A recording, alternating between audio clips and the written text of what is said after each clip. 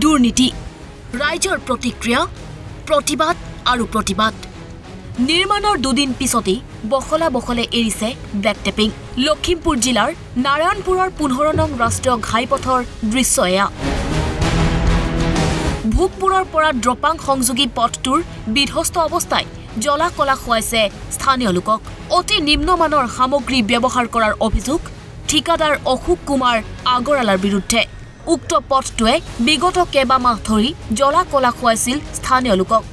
ৰাইজৰ প্ৰতিবাদ আৰু আবেদন নিবেদনৰ পিছত শেহতীয়াকৈ পথটোৰ মেৰামতিৰ কাম গড়কাপ্তানি বিভাগৰ জৰিয়তে কৰা হৈছিল যদিও কামৰ নমুনা দেখি জাঙুৰ খাই উঠিল স্থানীয় লোক কেইদিন হৈছে গলেই কাৰ পইচা গৈছে এইবোৰ সব জনসাধাৰণৰ পইচা গৈছে কাৰ কাৰণে এইটো ৰাস্তা আমাৰ কাৰণে সকলো ৰাইজৰ আমাৰ এই চুবুৰী সকলো ৰাইজৰে মানে কি বনাইছে এইটো ঠিকাদাৰ তেনেকৈ হেৰি কৰিলে নহয় ঠিকাদাৰেতো বনাবলৈ দিছে মহৰীয়ে খাইছে সব মই জানো মই গম পোৱা মতে এনেকৈ নহ'ব মহৰীয়েও হেৰি কৰিব খাব নালাগে আৰু ঠিকাদাৰেও খাব নালাগে খাওক নেখাবি বুলি নকওঁ তাৰ মানে হেৰি হিচাপত খাওক কামটো কৰি দিয়ক আমাৰ জনসাধাৰণক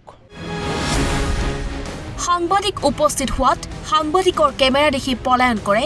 একাংশ কৰ্মচাৰীয়ে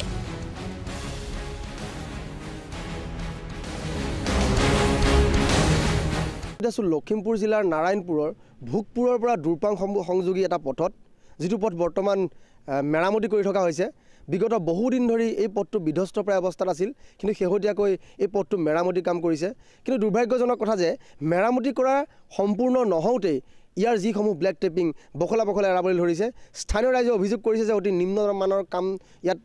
ঠিকাদাৰে কৰিছে আৰু যিটো মেৰামতি কাম কৰিছে তেওঁলোকে অতি নিম্নমানৰ কাম কৰিছে তেওঁলোকে অভিযোগ উত্থাপন কৰিছে প্ৰথম কথাটো হ'ল এইটো ৰাস্তা আপোনাৰ ভোগপুৰ দ্ৰপাং সংযোগী পথ এইটো 5 বছৰ আগতে বনোৱা হৈছিলে তাৰপিছত ৰাস্তাটো প্ৰায় 2 বছৰ নহওঁতে বিধ্বস্ত প্ৰায় হৈছিলে ৰাইজৰ প্ৰতিবাদ আমাৰ স্থানীয় ৰাইজৰ প্ৰতিবাদত মেৰামতি কৰা হৈছিল যোৱা বছৰ মেৰামতি কৰাৰ কেইদিনমানৰ পিছতে